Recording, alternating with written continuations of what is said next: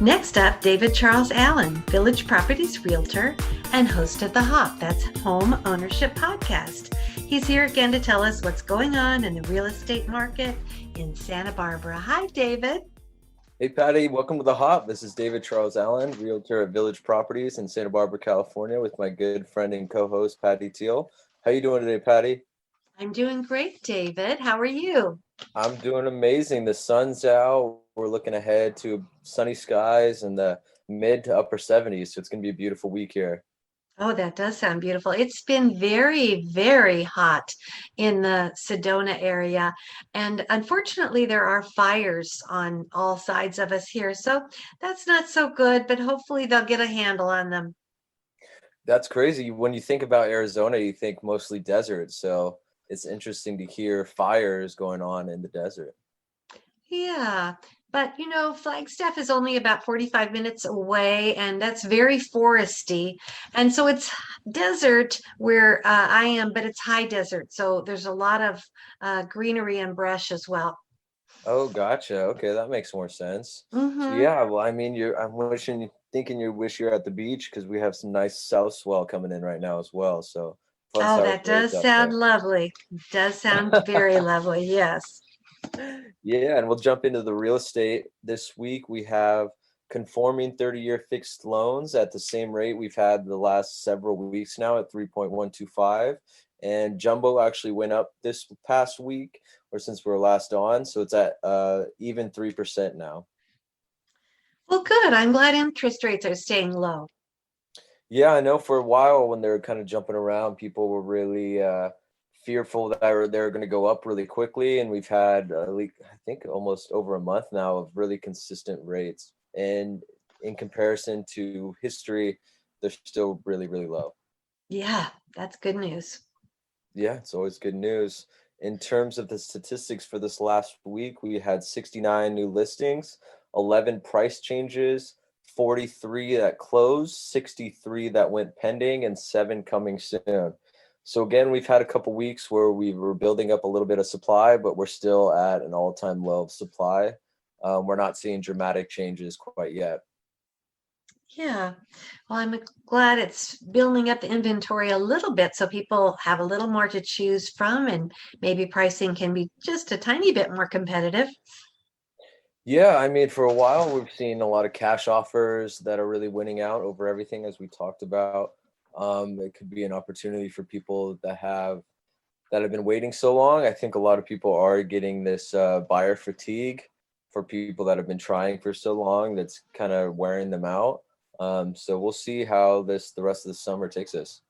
It will be interesting to learn how that changes or if it just stays, can't stay like this forever. There's always change of some sort.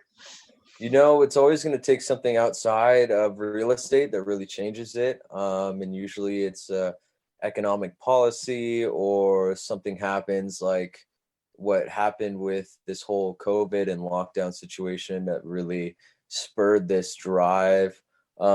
Usually it's outside influence in stock market again. It's Hmm. never really something that happens in real estate itself, but it's always something that happens outside of real estate that changes real estate because it changes people, how they act and what they put their money into and stuff like Oh, that. that's interesting, David. And I really haven't been paying attention to the stock market. What's it doing right now? I don't pay much attention to it either. I Hmm. know I'm not really fixed on it all the time. I know it's pretty consistent. People are still making a lot of gains. Um, I've heard in the past that when stock market starts to fall, usually real estate's about a year behind. Um, Oh, Prices start to fall in the stock market, real estate falls a year behind. But who knows? Everything's kind of changed with this whole new economy, so to say, and how much money's been printed and inflation and hyperinflation and I think everything that's happened in the past is kind of a clean slate to what's going to prepare ourselves even for the future. We really don't have a game plan or a play-by-play to understand what could potentially be foreseen and use past historical marks, so to say. that's so true. This is really uncharted territory, so we don't really know how it's all going to play out. Yeah, at least for us, or for my generation, we haven't seen anything like this. I know if you're old enough, you've been through wars and stuff like that. So it's definitely it's interesting for people that are so new to this to really grasp everything that goes on, and how one thing can really change the dynamic of everything around it. Right. And even for an older person like myself, even though we have been through a lot and we've lived through inflations before and recessions, still this feels very different than anything I can recall in my lifetime. Yeah, I think it's because it's been so impactful over a broad spectrum. I know the last real estate crash, so to say, was related to mortgage rates or mortgages and really bad mortgages. So that was a huge fallout. But that inflicted a lot of damage on everything around it. But Mhm. this time it's the reverse. It's more like an outside source is inflicting either all this growth or damage potentially around it now. So it's kind of an unknown, especially since um, you really can't wrap our heads around what's really even going on, and all we can go by is like what somebody is telling us. But it's very interesting times. It really is because, I try to keep up on the news and watch how it affects real estate, especially since I co-host this podcast with you. And most people think prices are going to keep going up and that it's going to become harder and harder to get a home. But then there's other people that think that it's a bubble and it's going to crash. So I don't know who to believe, except for you, Yeah, David. it's really interesting too. If you look into it a little bit more, there has been these investment groups that are literally buying up entire inventory of neighborhoods and just converting everybody to renters. So it's really disparaging to see that these big companies with a lot of money are literally buying up homes so the middle class can't afford them, and then uh, turning them into renters for life so they have no way to build equity. I don't Um, like that, David. I think it's always been the American dream to own your own home, even if it's owned by the bank and you're making payments. There's just kind of a different feeling with it. yeah, exactly. So I think a lot of what's been going on too, especially, is like it's really been a destruction of this ownership of having this equity and having be able to have that American dream of having your own place and making your own rules, so to say.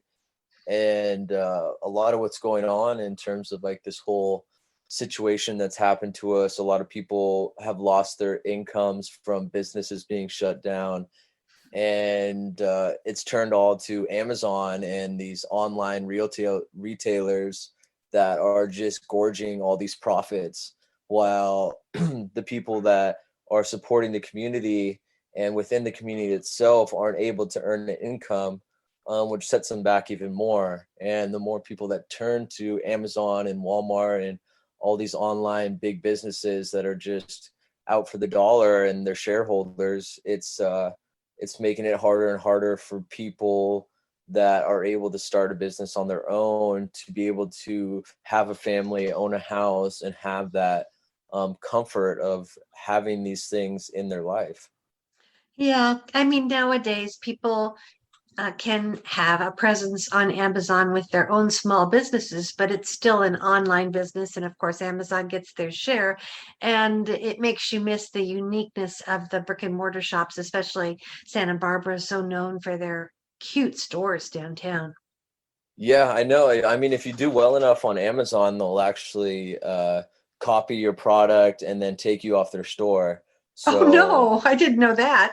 yeah, so if you make a product good enough that does a lot of sales on Amazon, they'll just copy what you're doing and make it their own Amazon label and then remove you from the store. So there's a lot of stuff that's going on that's really weakening, so to say, these middle class people that have been earners and go to work and work every day and come home. It's really disparaging to see how that's affecting, especially with all these corporations buying up these houses.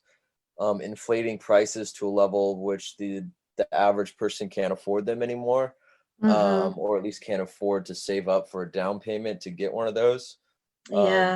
And it's yeah, certainly hard to compete with the large corporations that are coming in with all cash and buying things up.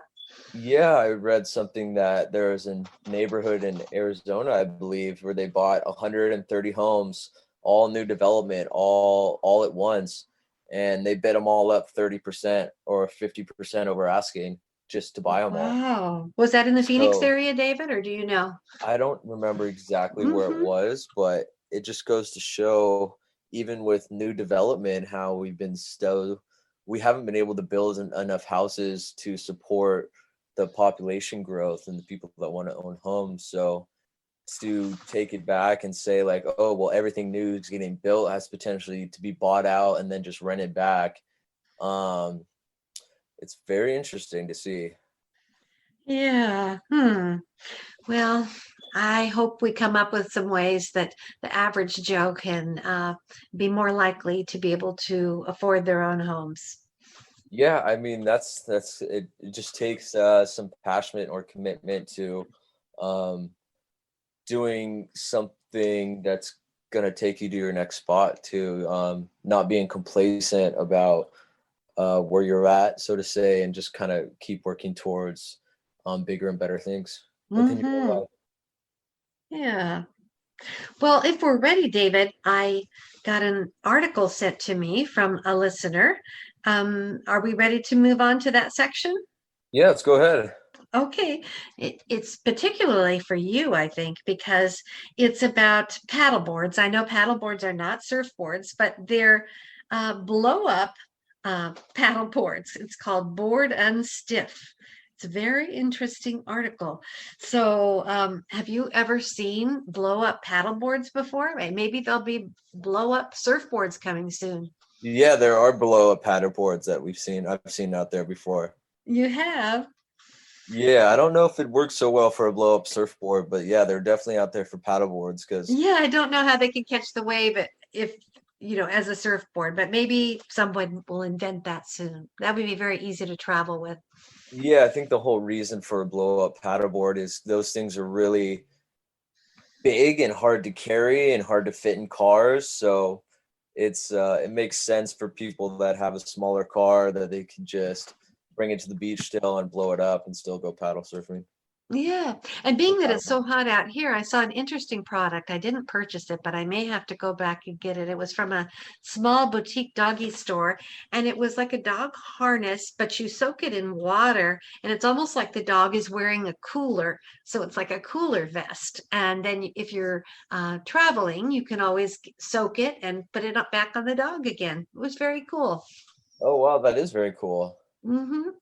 Yeah, I wonder how long it stays cool for sure. Yeah, I think it's, fabric that's supposed to stay cool as long as possible, but still it seems like it's easy to run it under cold water and get it cool again. So it was a pretty interesting little harness. Yeah, the only thing if you're traveling, you're not going to really have cold water accessible, so Yeah, a little bit of a catch 22. yeah, you have to stop at a truck stop and that's no fun. Right? Yeah. Well, David, this has been very interesting. I always love to hear your thoughts, and I know you really care about all your clients. Would you share your contact information in case anyone is either interested in selling or buying in the Santa Barbara area? Yeah, my number is 805-617-9311. Or my email is david@davidcharlesallen.com. Thank you so much, David. Have a great week. I look forward to talking next week. All right, you too, Patty. Bye bye.